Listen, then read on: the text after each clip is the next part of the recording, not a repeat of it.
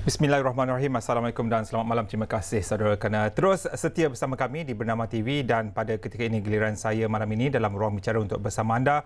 Kalau semalam kita dah bersama dengan Syekh Wijirim bersama Menteri Belia dan Sukan, hari ini ya, selepas minggu lalu kita ke Terengganu, minggu ini insya-Allah kita akan ke selatan tanah air untuk melihat perkembangan di negeri Johor. Dan bercakap tentang Johor, ya, boleh dikatakan hampir terakhir sekali bulan 2 baru saya dapat balik ke kampung. Namun sekarang dengan PKP, nampaknya niat untuk balik ke kampung di Batu Pahat belum dapat saya realisasikan. Dan bercakap tentang Johor juga, bukan kali pertama untuk saya bersama dengan kepimpinan negeri, sementara dengan Menteri Besar Johor sebelum ini, Datuk Ghani Osman.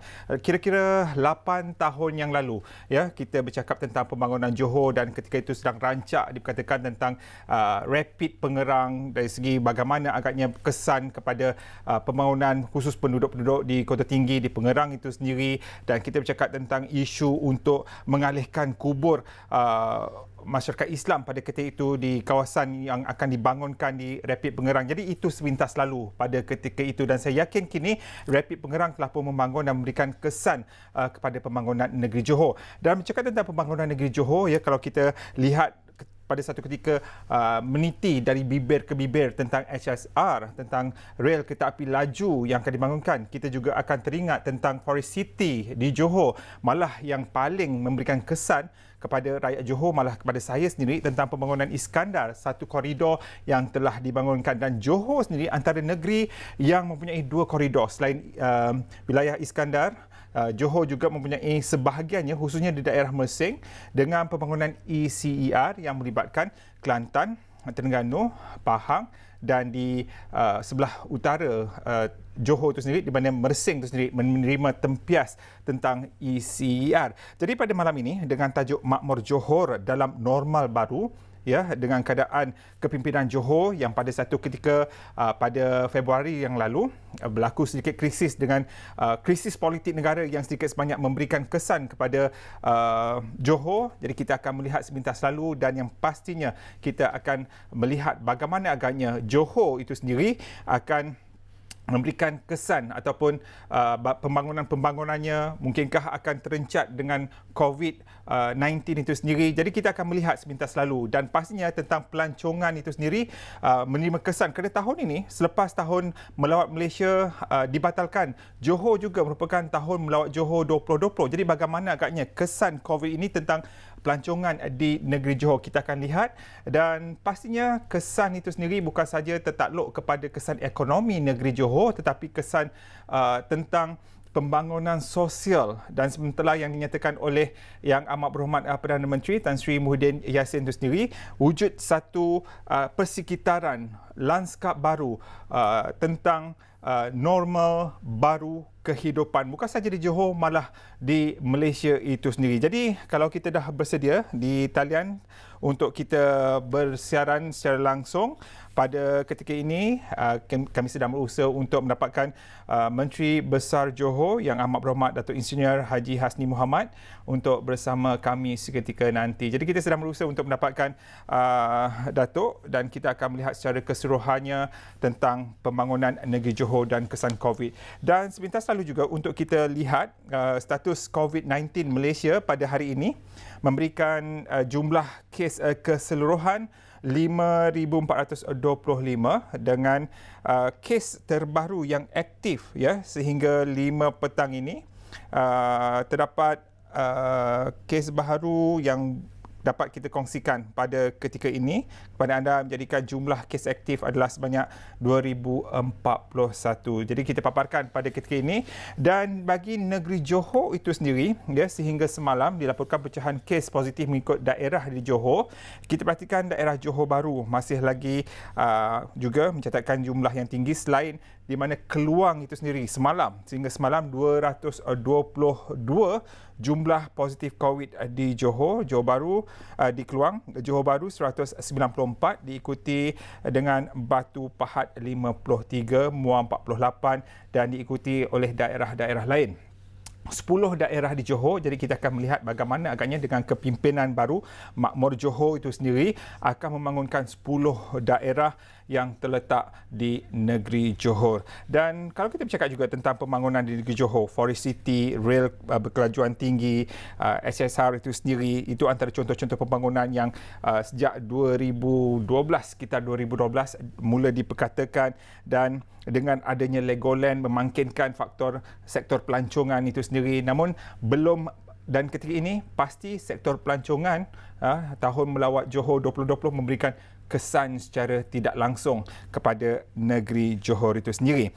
Dan yang pasti juga tentang rapid pengerang itu sendiri, pada satu ketika pernah dikatakan berupaya menyaingi Rotterdam di Belanda, iaitu pelabuhan tersibuk di dunia. Jadi itu sekitar 8 tahun dahulu ia diperkatakan. Saya masih ingat saya juga yang mengangkat cerita ini di satu platform ketika itu di RTM, dan kita bicarakan bersama bekas Menteri Besar Datuk Ghani Osman pada ketika itu. Jadi pada malam ini mungkin lanskapnya kepimpinan yang baru ini memberikan satu kesan dampak yang berbeza dengan normal baharu yang rancak diperkatakan. Jadi kalau kita dah bersedia di Skype untuk bersama Datuk Engineer Hasni Mohamad, jadi belum lagi, kita sedang berusaha untuk mendapatkan Datuk, dan kita melihat dari segi struktur PKP Johor antara negeri atau daerah Keluang itu sendiri yang menerima PKPD yang pertama, di mana beberapa kawasan, 2 kawasan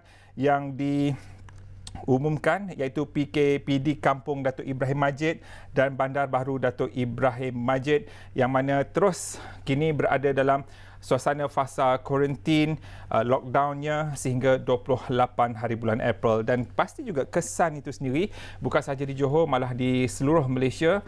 Sambutan Ramadan lebih kurang pada hari Jumaat ini memberikan kesan, dan juga cara-cara untuk bazar Ramadan telah pun diumumkan tiada bazar Ramadan. Jadi sedikit sebanyak ini memberikan kesan yang cukup besar kepada masyarakat, di mana sebelum ini kita memang jiwa rakyat Malaysia telah pun terikat dengan bazar-bazar Ramadan dengan kemeriahannya.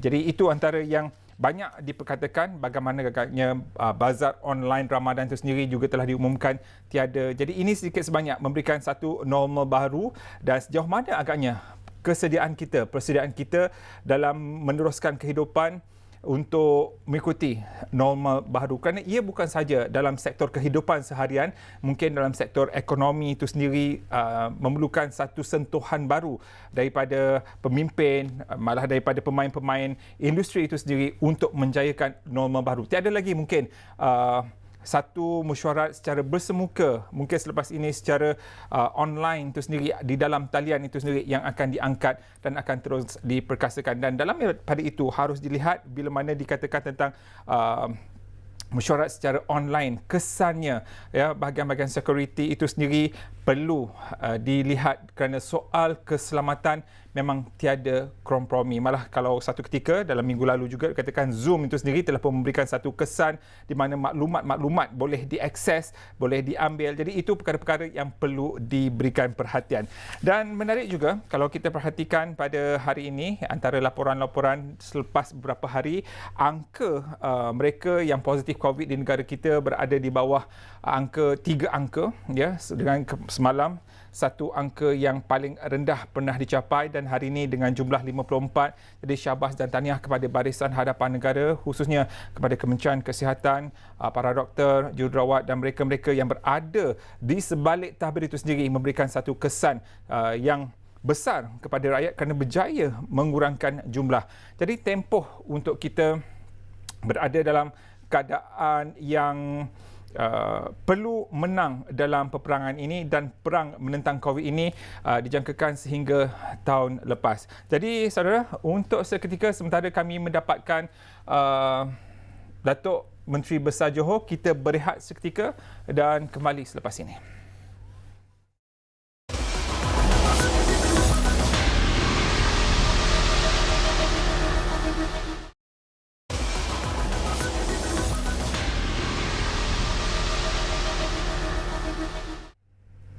Baik, Alhamdulillah, terima kasih kerana anda terus setia bersama saya, Syuhaimi Muhammad, dalam Ruang Bicara dengan tajuk yang akan kami bawakan pada malam ini, Makmur Johor dalam Norma Baru.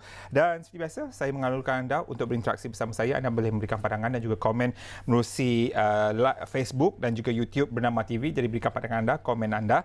Dan pastinya pada malam ini, seperti yang dijanjikan, hadir di dalam talian pada ketika ini bersama saya adalah Yang Amat Berhormat Datuk Insinyur Hasni Mohamad, Datuk Menteri Besar Johor di talian pada ketika ini secara Skype.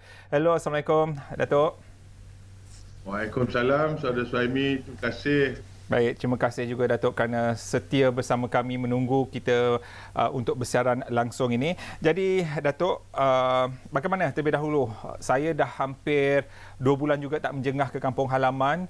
Jadi orang-orang kampung kita di Johor, orang kampung saya sendiri Datuk di Batu Pahat, adakah dari segi bekalan makanannya cukup untuk 3.5 juta rakyat negeri Johor itu sendiri, Datuk? Alhamdulillah. Walaupun kita agak terganggu sedikit dengan siaran ini, tapi saya faham apa yang Saudara Suhaimi tanyakan. Kita seperti juga keadaan di negara kita, dari segi bekalan makanan mencukupi. Alhamdulillah. Kita terus memantau khususnya program rangsangan ekonomi untuk bantu golongan-golongan yang memerlukan, agar bantuan itu sampai tepat pada waktunya. Dan yang penting juga ialah semua pihak yang sepatutnya menerima bantuan itu menerima bantuan tersebut. Jadi Alhamdulillah, soal pengagihan bantuan-bantuan setakat ini tak ada masalah, Datuk, sampai kepada sasarannya, sampai kepada khalayak yang layak menerimanya? Saya amat terharu dan berterima kasih dengan khususnya pejabat daerah, Jabatan Kebajikan Masyarakat, Majlis Agama Islam, semua pegawai yang terlibat, termasuklah penghulu-penghulu dan ketua kampung, begitu gigih dalam memastikan bahawa bakul makanan itu sampai kepada pihak yang memerlukan. Jadi Alhamdulillah. Jadi Datuk, kalau kita perhatikan, Datuk telah pun mengangkat sumpah jawatan sebagai Menteri Besar Johor pada 28 Februari. Jadi kurang lebih 50 hari. Jadi ini mungkin bukan sesuatu yang orang melihat bahawa ini satu masa yang tak sesuai lah ataupun malang bagi pemimpin-pemimpin yang menjadi pemimpin pada ketika ini kerana terpaksa berhadapan dengan COVID-19. Tapi saya yakin, Datuk, ya, dengan barisan kepimpinan negeri Johor itu sendiri, dengan hulu balangnya seperti Datuk nyatakan tadi semasa kita membuat test line, kalau Bugisnya masih lagi Bugis, yang Jawa masih lagi Jawa. Jadi inilah kejayaannya, Datuk. Walaupun dalam tempoh 50 hari, Datuk berjaya mengepalai barisan Exco dan juga berjaya menyampaikan sumbangan kepada rakyat. Jadi di mana Datuk melihat kekuatan barisan Exco, barisan kepimpinan dengan kerjasama daripada PPD, daripada pejabat daerah, kemudian daripada penghulu-penghulu sendiri mainkan peranan, Datuk?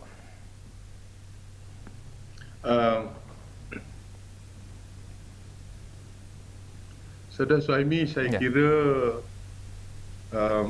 apa yang kita perlu lakukan ialah untuk memikul amanah dan tanggungjawab yang diberikan pada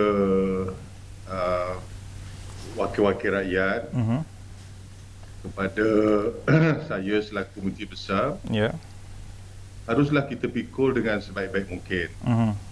Dan untuk itu hari ini kita diuji untuk memastikan bahawa kepentingan rakyat sentiasa sahaja menjadi keutamaan dalam setiap apa juga perkara yang ingin kita lakukan.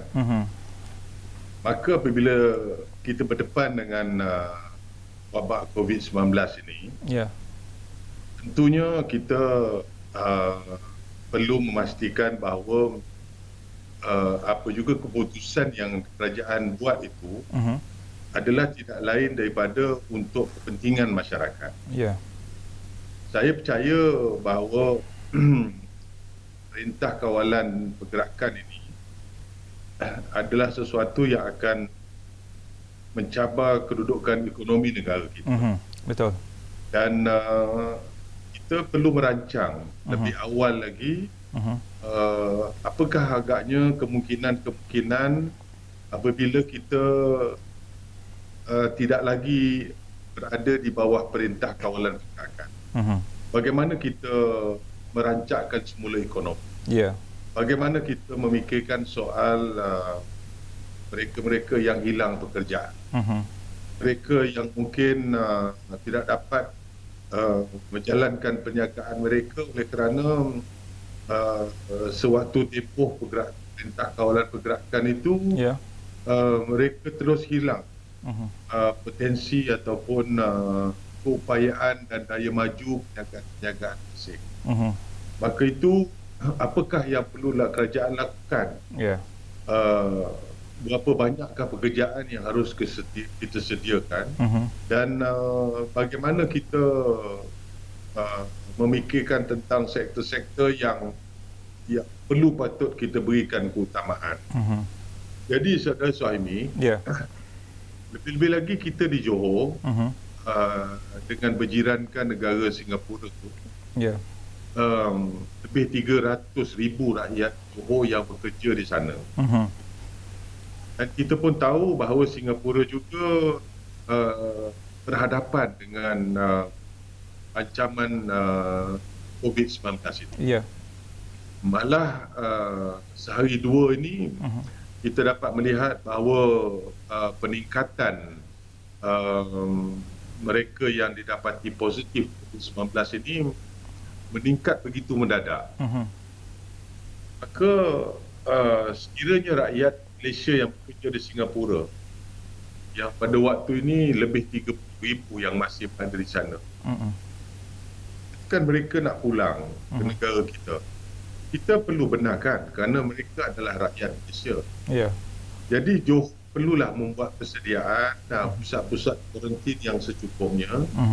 Kita perlulah ada barisan hadapan daripada Jabatan Kesihatan yang memiliki tenaga kerja yang secukupnya untuk menjalankan saringan, menjalankan ujian kepada rakyat kita yang pulang daripada Singapura. Itu rakyat kita di Singapura. Apa ceritanya pula? Kita ada 5 terminal feri yang masih lagi dibuka untuk bawa atau menerima kepulangan rakyat kita daripada Indonesia. Juga nak pulang ke Johor, juga nak pulang ke Malaysia. Maka kita juga perlu menyediakan pusat-pusat kuarantin yang secukupnya di pintu-pintu masuk negara kita. Jadi itulah antara saya kira satu suasana dan keadaan walaupun baru 50 hari ada di barisan kepimpinan di tingkat negeri, kita menyedari bahawa kita ada tugas yang berat, kita perlu laksanakan dan kita perlu laksanakan dengan sebaik-baiknya demi kepentingan rakyat Johor.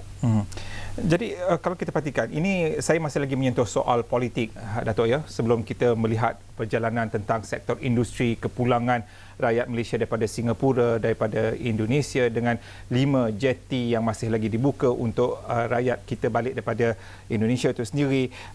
Orang masih melihat rakyat Malaysia, rakyat Johor juga masih melihat bahawa kerajaan negeri Johor sekarang adalah kerajaan gabungan baru dan boleh diumpamakan tidur satu bantal tapi mimpi kita lain-lain, Datuk. Jadi bagaimana, Datuk, ya, dengan wabak COVID ini, Datuk terpaksa berhadapan dan terpaksa menanganinya dengan barisan exco yang berlainan latar belakangnya.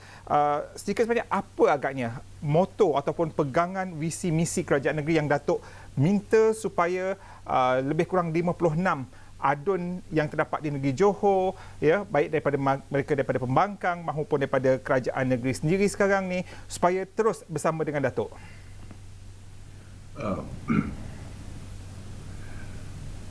Bermulanya Perintah Kawalan Pergerakan, salah satu langkah yang saya ambil, sekiranya latar belakangnya itu adalah berkaitan dengan kefahaman ideologi politik yang berbeza. Ya.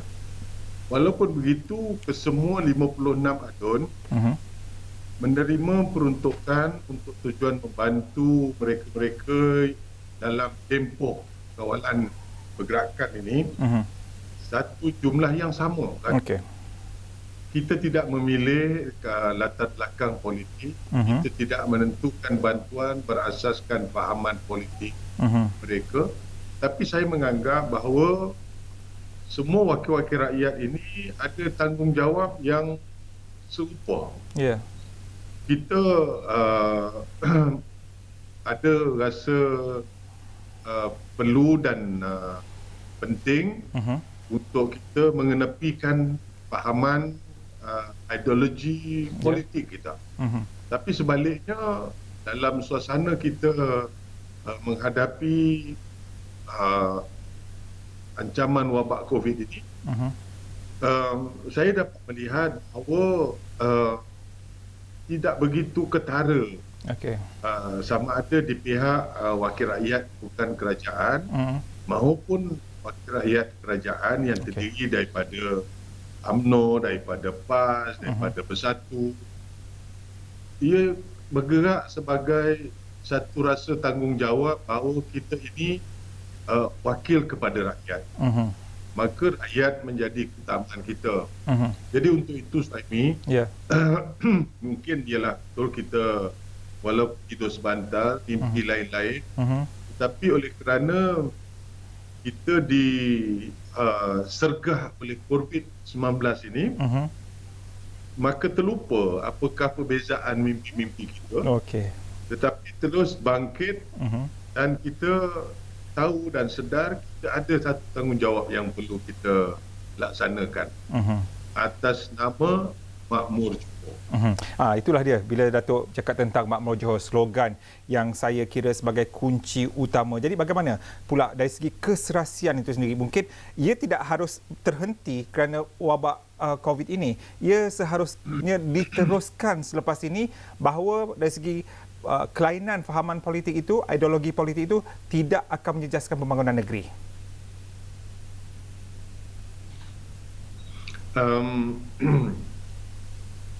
Saya percaya bahawa beberapa pendekatan yang saya ambil untuk kita senantiasa berpegang kepada falsafah bahawa muafakat itu membawa berkat. Kita adakan perbincangan sewaktu breakfast setiap hari Isnin. Kita melihat apakah perkembangan seminggu yang lepas dan apakah perlu kita laksanakan untuk seminggu yang ke hadapan. Dan kita sedar bahawa kita tidak boleh berlengah. Setiap hari adanya kematian. Kita sedar bahawa langkah-langkah yang segera dan tepat perlu kita ambil. Jadi untuk menterjemahkan hasrat Makmur Johor ini, melangkaui suasana waktu kita menghadapi COVID-19 ini, saya rasa apabila kita ada majlis ekonomi negeri Johor ini, yang bertujuan untuk kita memastikan supaya setiap golongan itu mendapat pembelaan yang sewajarnya, lebih-lebih lagi yang terkesan dengan COVID-19, maka saya percaya banyak perkara yang dilakukan sekarang ini boleh kita teruskan sehinggalah ke satu masa yang sekurang-kurangnya sebelum tempoh uh, pelantikan kita ini berakhir.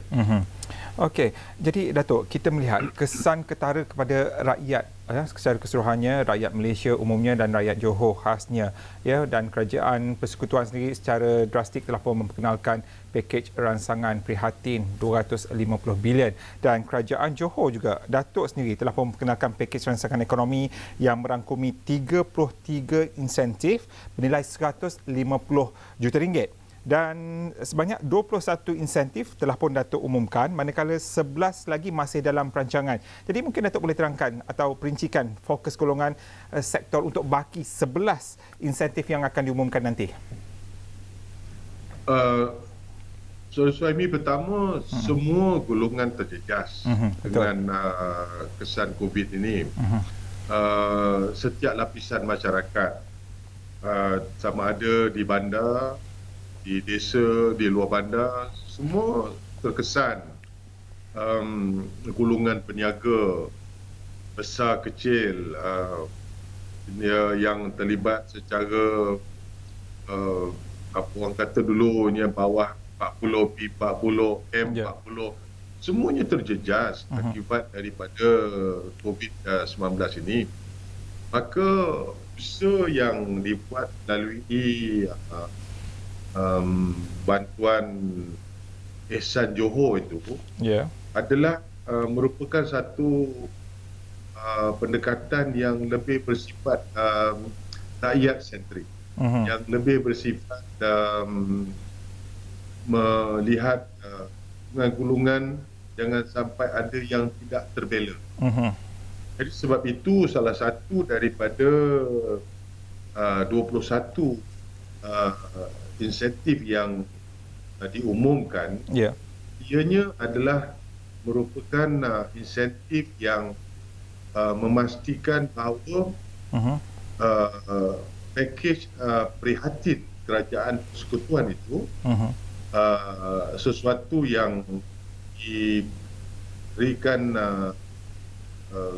kerjasama yang sebaik-baik mungkin supaya rakyat Johor benar-benar dapat memanfaatkan pakej ransangan prihatin itu. Dan dalam masa yang sama, kita menyedari bahawa ada juga golongan yang tidak tergolong di dalam pakej ransangan prihatin. Maka itu insentif yang saya umumkan itu adalah bertujuan untuk membantu mereka-mereka yang tidak tergolong di dalam program prihatin kerajaan persekutuan. Okey. Jadi untuk 11 insentif lagi, agak-agak bila akan diumumkan, Datuk? Salah satu yang kita berikan penekanan dalam 11 insentif tersebut ialah bantuan secara tunai. Okey. Kita mengambil sedikit masa untuk memastikan golongan-golongan ataupun individu-individu yang layak menerima bantuan tersebut. Bantuan tunai 250 dan juga RM500. Bantuan ini adalah tujuan untuk membantu mereka-mereka yang tidak menerima seperti bantuan sara hidup ataupun yang tidak menerima sebarang bantuan tunai daripada program ransangan prihatin tersebut. Jadi kita telah pun melantik wakil-wakil di kalangan wakil rakyat, di kalangan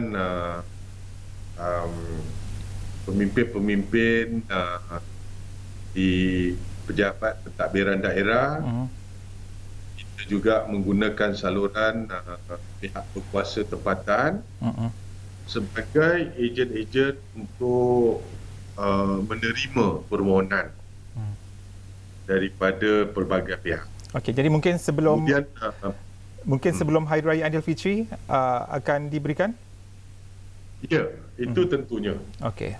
Tentunya saya berharap dalam masa tempoh seminggu ni kita akan mulakan secara peringkat-peringkat penyampaian ataupun uh, penyerahan bayaran bantuan tersebut.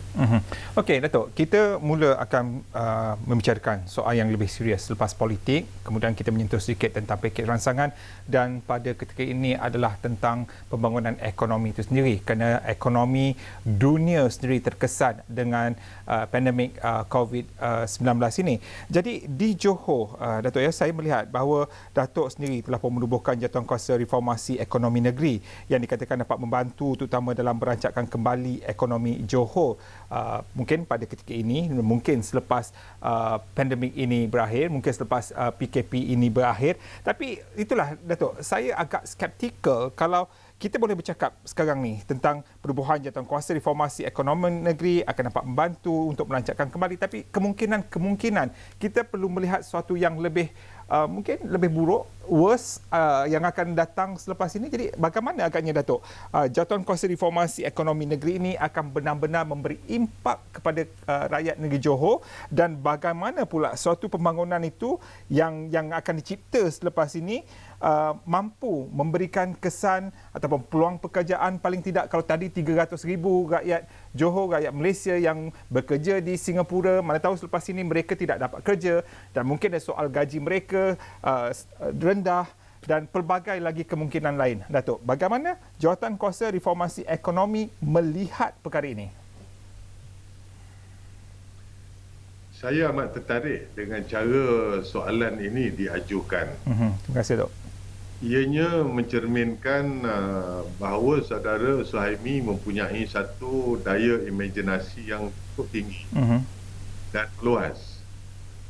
Maka itulah sebenarnya yang perlu dibuat oleh Majlis Pembangunan Ekonomi Johor ini. Okey. Ianya harus mampu mempunyai satu imajinasi agaknya bagaimana rupa bentuk masyarakat, apakah bentuk ancaman dan juga cabaran yang dihadapi. Kerana kalau kita cuba bayangkan dengan semasak-masaknya, sehinggalah kita menjumpa vaksin kepada COVID-19 ini, saya percaya rakyat akan sentiasa berada dalam keadaan kebimbangan untuk berada dalam pengangkutan awam yang padat dengan manusia, ataupun berada di pusat-pusat beli belah yang dikunjungi oleh ramai pengunjung. Tentu mereka tidak mahu berada dalam keadaan atau suasana yang begitu. Jadi tidakkah ini berarti bahawa industri pengangkutan akan terjejas? Ini tidakkah kita memikirkan bahawa bazar-bazar Ramadan tidak akan dapat jalan seperti biasa? Dan peniaga-peniaga kita yang berniaga bulan Ramadan, mereka berada di bazar Ramadan, tetapi di luar bulan Ramadan mereka juga terus berniaga. Mungkin secara kecil-kecilan melalui gerai-gerai pakat di pusat-pusat di mana adanya keperluan untuk tempat makan dan minum ini.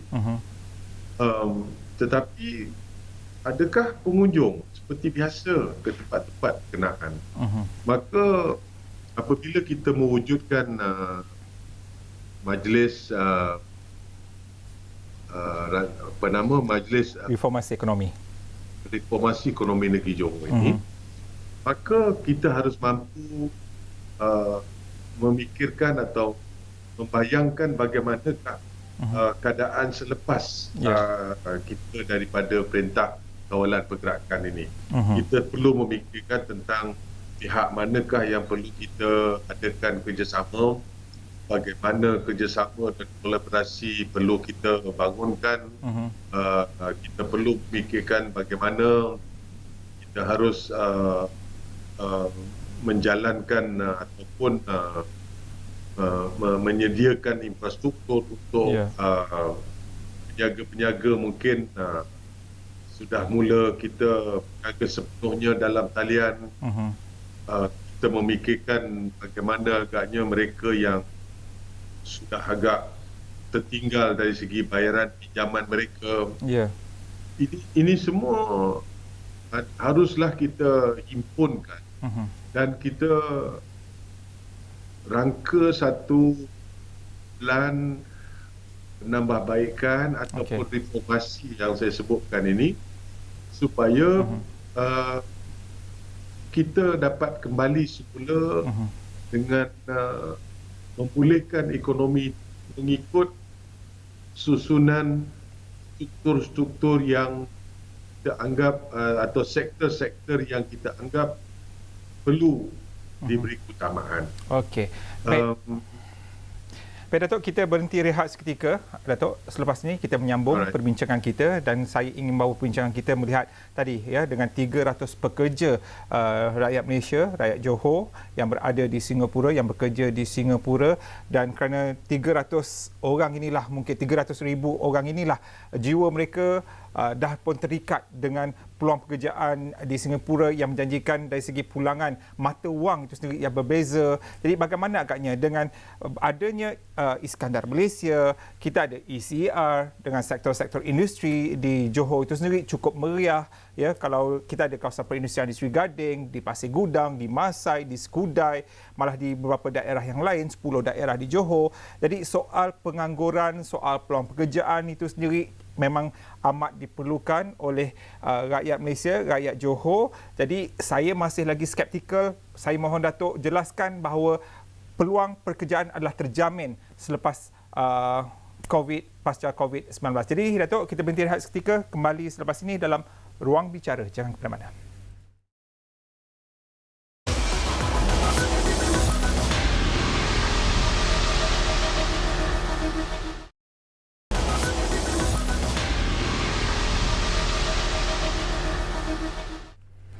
Baik, kembali bersama saya Syuhaimi Muhammad dalam Ruang Bicara dengan tajuk yang kami bawakan, Makmur Johor dalam normal baru. Jadi tadi kita dah pun bersama Yang Amat Berhormat Datuk Engineer Hasni Mohamad, Menteri Besar Johor, dan masih lagi bersama saya.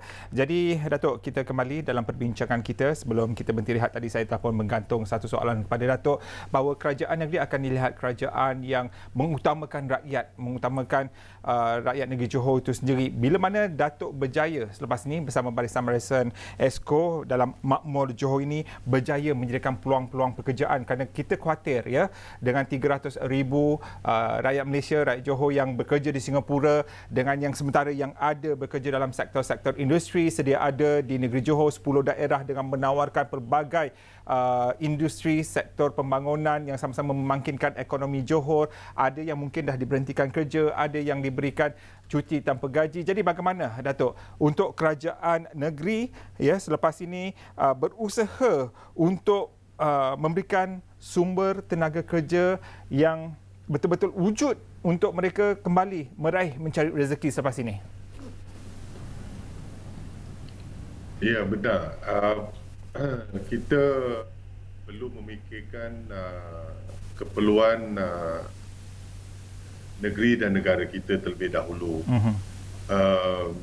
Walau bagaimanapun, antara Johor dan Singapura sebagai contoh, kita oleh kerana sejarahnya itu adalah sesuatu yang menunjukkan adanya kesamaan dalam banyak perkara, maka persefahaman antara Johor dan Singapura ini perlulah kita teruskan, malah kita pertingkatkan lagi. Sebagai contoh, saya boleh katakan bahawa pelaburan yang ada di Singapura, di Johor ini, dan katakan dalam sektor hartanah, salah satu daripada kejayaan sektor hartanah di Johor ini adalah kerana adanya permintaan yang tinggi kepada rakyat-rakyat Malaysia yang bekerja di Singapura, oleh kerana pertukaran mata wang yang menjadikan mereka mempunyai buying power yang tinggi. Itu satu contoh. Kedua, kita dapat juga melihat betapa Singapura bergantung kepada Malaysia Ya. atau Johor untuk bahan-bahan keperluan seperti barangan makanan, keperluan barangan seperti bahan-bahan binaan dan sebagainya, maka kita dapat melihat bahawa ianya perlu diteruskan. Okey. Dan kita melihat juga, Jadi Datuk. saya Ya. Teruskan, Datuk. Okey.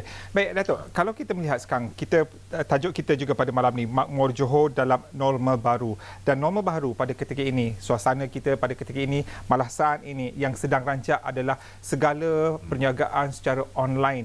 Dan Johor sendiri mungkin akan melihat, malah Datuk sendiri dah pun memberikan satu hint bahawa akan diwujudkan bank digital itu sendiri untuk negeri Johor. Datuk? Okey, sebelum saya pergi ke usaha untuk mempertingkatkan sektor digital di Johor ini, saya ingin menambah sedikit tentang usaha untuk memastikan bahawa post-COVID ini, pasca COVID nanti, kita akan melihat adanya sinergi antara ekonomi Singapura dan juga negeri Johor. Maka itu kita perlulah sama-sama mungkin satu bentuk jawatan kuasa boleh diwujudkan untuk antara kedua-dua negara melihat bagaimana kita dapat sama-sama membantu mereka-mereka yang bakal hilang pekerjaan mereka. Kita perlulah juga melihat kepada kerjasama bukan hanya antara Johor dan Singapura, malah sudah sampai masa kita melihat semula rancangan pembangunan segitiga Johor, Singapura dan Riau. Sijori itu sebagai satu usaha sama antara tiga negara yang berpegang kepada keadaan di mana Singapura mempunyai sistem kewangan yang mantap, yang kuat, dan Johor pula mempunyai keluasan tanahnya dan mempunyai ekosistem infrastruktur yang baik. Dan sementara itu di Indonesia juga mempunyai sumber tenaga kerja yang cukup ramai. Jadi sekiranya ketiga-tiga kelebihan yang ada di antara Johor, Singapura dan Riau ini dapat kita bawa sebagai satu usaha bersepadu, ianya saya percaya dapat memberi faedah dan manfaat kepada semua pihak. Okey, tapi di sini Datuk, saya masih skeptikal kerana Sijori ataupun konsep Sijori ini pada satu ketika dilihat tidak berlaku seperti yang dirancangkan atas beberapa faktor yang tidak diketahui. Jadi Datuk nak cuba kembali untuk mewujudkan konsep Sijori ini. Jadi saya masih skeptikal dalam hal ini, Datuk. Saya menyedari akan beberapa cabaran-cabaran yang menyebabkan banyak perkara yang tertangguh sewaktu Sijori ini mula dicetuskan idea pembangunannya. Tetapi melihat kepada Perdana Menteri kita yang sedia ada, yang juga pernah menjadi Menteri Besar Johor, dan rekod kerjasama yang baik beliau dengan Singapura sewaktu menjadi Menteri Besar, itu adalah satu kelebihan. Dan juga kalau kita lihat kerajaan kepimpinan Bapak Jokowi sekarang ini, tentu juga mempunyai satu gambaran kepada kita bagaimana Indonesia akan merangka pertumbuhan ekonomi mereka. sebelum berlakunya COVID-19 ini.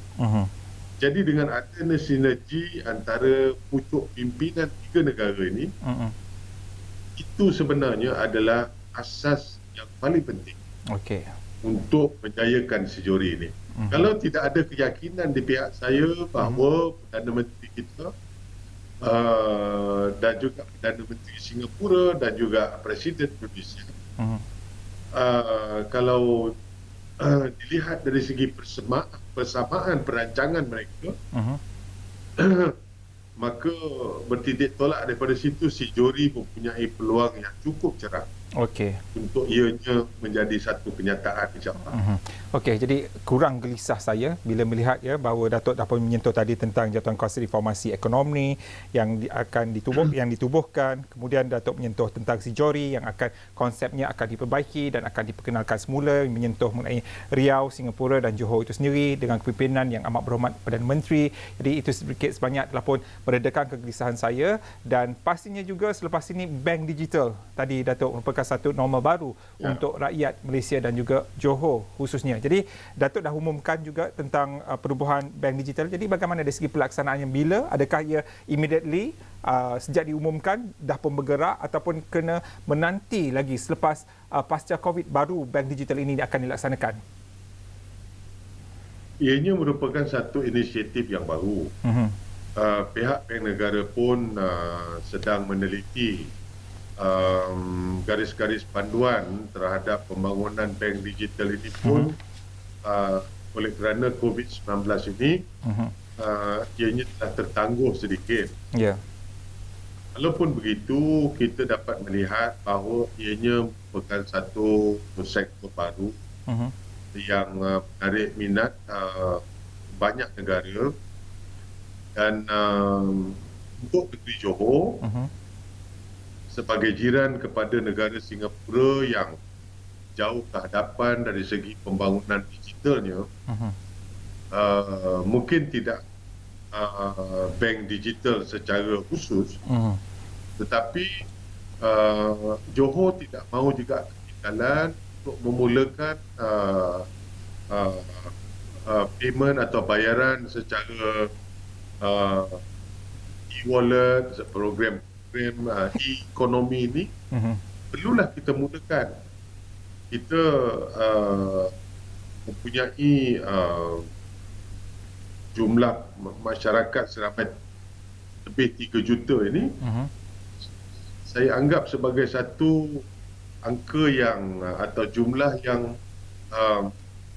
yang baik, satu jumlah yang boleh memberi peluang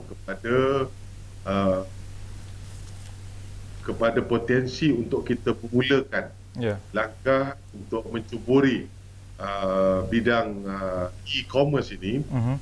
Sama ada kita ada satu prepaid card khusus untuk urusan-urusan harian di negeri Johor, baik dari segi kita nak membayar cukai tanah, nak membayar bil-bil yang perlu, kita buat secara lebih sungguh-sungguh. Ianya dilakukan secara dalam talian. Kemudian mungkin juga kita boleh selepas itu dalam tempoh setahun daripada sekarang, mungkin kita boleh perluaskan lagi. Mungkin sudah sampai masa kita setara dengan jiran kita Singapura dan juga di Indonesia penggunaan e-wallet ini sebagai contoh. Maka sebaik sahaja kita sudah menjadikan sebahagian daripada budaya hidup kita sebagai orang kata paperless ini, maka digital bank perlulah wujud di negeri Johor untuk mampu merancakkan lagi daya secara online ini. Okey, itu dalam soal penglibatan industri yang akan dibangunkan untuk bank digital ini, tapi untuk rakyat marhain, mungkin bagi mereka yang berada di B40, M40, malah T20 itu juga harus diberikan tumpuan juga, Datuk. Jadi untuk normal baharu rakyat Johor selepas ini, Datuk, sebelum kita mengakhiri sesi perbincangan kita, perbualan kita pada malam ini, normal baharu, cara-cara kebiasaan baru yang Datuk lihat akan berlaku selepas ini untuk rakyat negeri Johor, nasihat Datuk sendiri dengan PKP-nya masih berlangsung di Semparangam, PKPD masih lagi sehingga 28 April ini. Jadi banyak perkara dengan Ramadannya bakal menjelang pada hari Jumaat ini, insya-Allah. Jadi perkara-perkara ini banyak lagi, Datuk. Jadi mungkin Datuk boleh simpulkan, rumuskan semua sekali dalam masa perbincangan kita ini, Datuk, yang terakhir sekali. Terima kasih. Kebiasaan baru ini yang amat berhormat Perdana Menteri kita agak kerap juga mengungkapkan perkataan the new normal ini. Saya amat cukup tertarik dan menganggap bahawa nasihat Perdana Menteri itu perlulah kita hayati, dan sebagai kerajaan yang bertanggungjawab kepada rakyat di Johor ini, kita perlulah memastikan perancangan kita itu selari dengan apa yang dirancangkan di peringkat kerajaan persekutuan. Yeah. Dan keduanya, kita melihat bahawa usaha kerajaan untuk mengenakan perintah kawalan pergerakan ini perlulah kita patuhi. Kerana itulah menjadi asas kekuatan negara kita. Yeah. Kerana keharmonian dan kemakmuran negara yang kita capai ini adalah kerana adanya keharmonian dalam masyarakat kita. Jadi apa pun yang Suhaimi sebutkan tadi, ianya berbalik kepada pangkal hati kita. Yeah.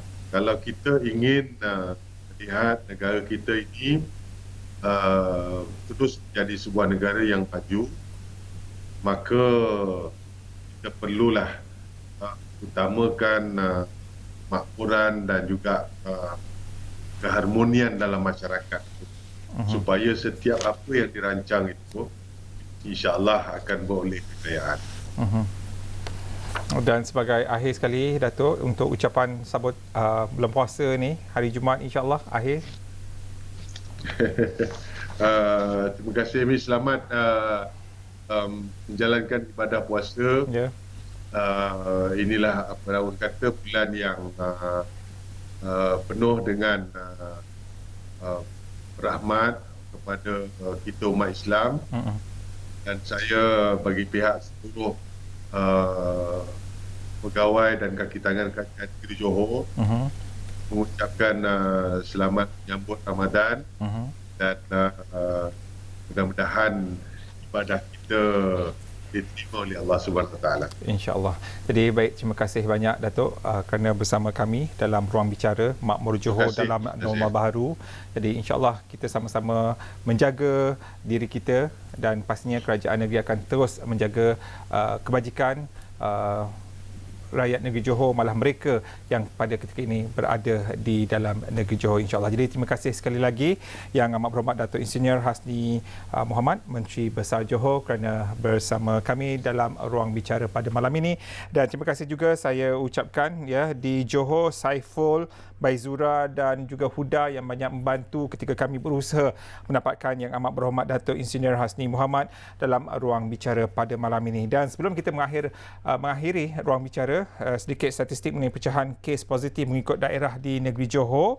Kes yang dilaporkan 645, kes baru yang dilaporkan pada hari ini adalah sebanyak 1 kes, dengan jumlah kes kematian secara kumulatif adalah sebanyak 16. Itu antara sepintas lalu, dengan daerah Keluang masih lagi tertinggi, diikuti Johor Bahru, Batu Pahat dan Muar, dan juga diikuti beberapa daerah yang lain. Jadi kita jaga kita, pastikan kita terus saja stay at home, duduk di rumah, dan insya-Allah kita dapat mengurangkan lagi kadar ataupun jumlah positif COVID, kerana dalam hari-hari sejak berapa hari kebelakangan ini, sebulan, kita asyik bermain dengan angka, mengira berapakah bilangan mereka yang positif COVID, yang telah pun meninggal dunia, yang aktif dan pelbagai lagi. InsyaAllah kita jumpa lagi dalam ruang bicara bersama saya Syuhaimi Muhammad dan juga rakan-rakan hos yang lain. InsyaAllah esok kita akan bersama dengan tetamu-tetamu yang lain. Dengan itu saya akhiri ruang bicara pada malam ini. Assalamualaikum dan selamat malam.